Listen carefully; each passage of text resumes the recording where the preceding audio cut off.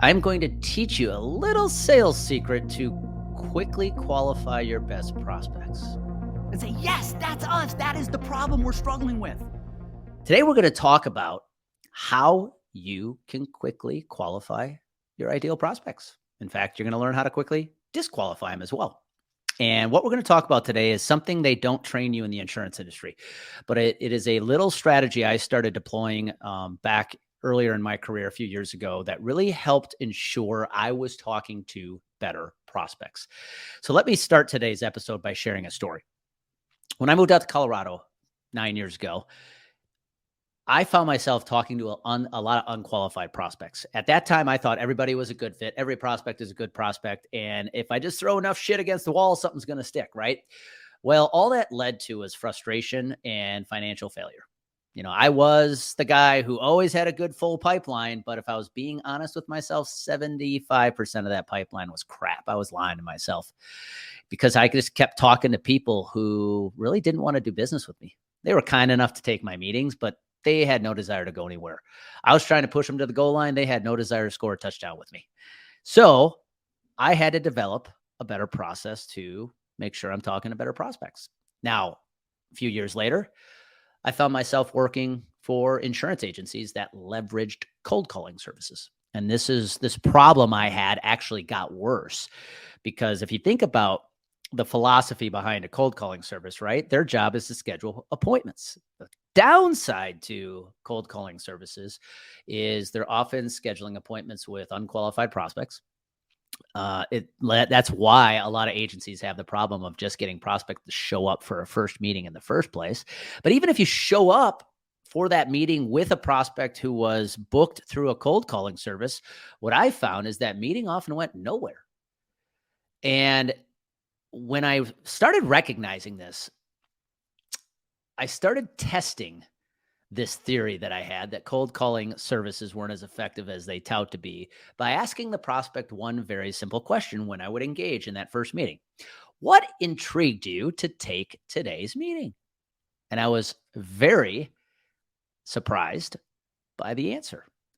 And the answer I often got was, well, Andy, I really didn't want to take the meeting. The guy on the phone just wouldn't let me off the hook. Our prices have never been lower. Stop it. That is totally inappropriate. You never yell at the client. Now you listen to me, sir. Here we go. So I just finally said yes. At that point, I knew that meeting was most likely going nowhere, right? So here I am talking to a prospect who's already in a defensive position. Their arms are folded and they don't even want to be there. How am I going to turn that conversation into meeting number 2?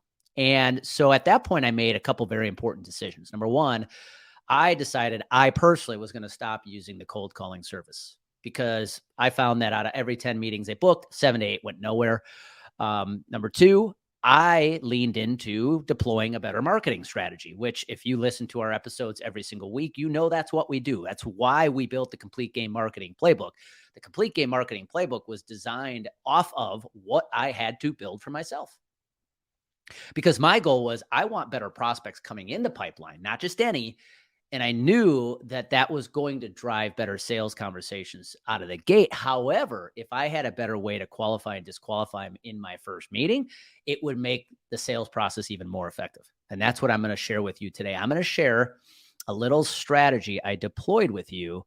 That I called the Do You Believe What I Believe presentation.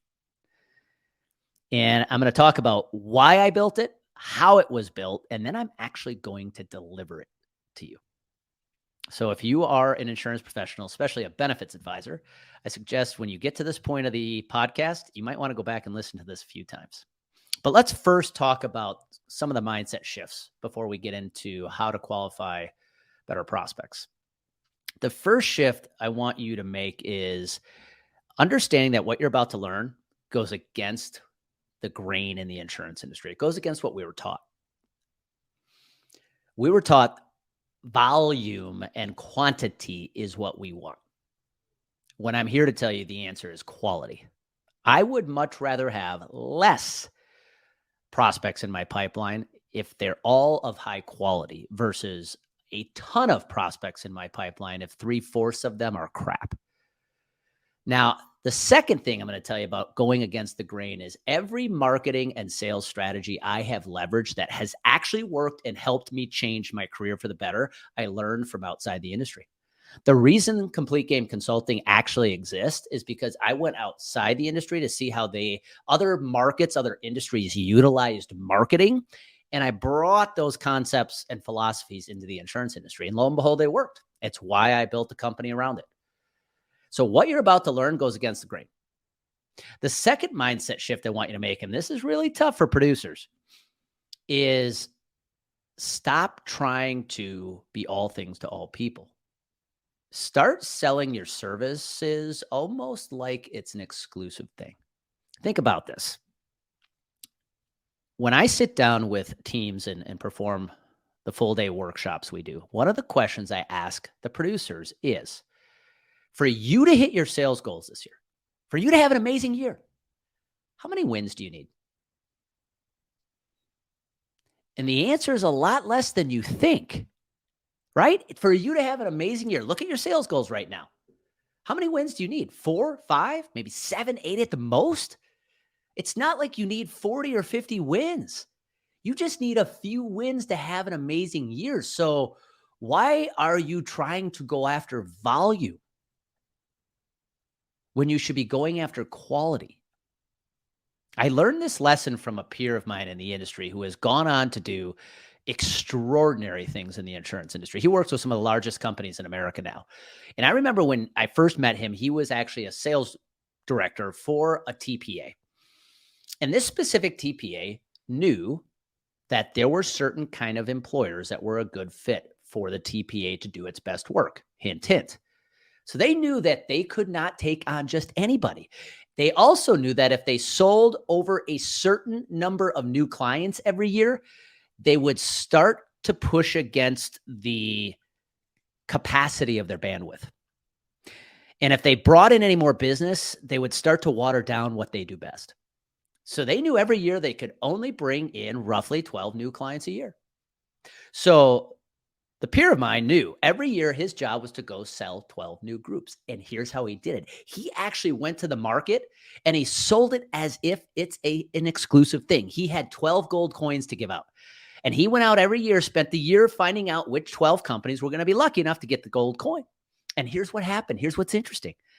He would sell all 12 groups on January 1st, and he'd spend the rest of the year determining who got the gold coins for next January. Exclusivity. Interesting. Now, you most likely don't need 12 wins. You need like 4 or 5, maybe 6 to have an amazing year. So why not start thinking about your whole sales process as if it's an exclusive thing? Going out and interviewing prospects, see if they're a fit for you. Might change your trajectory, might change your success level.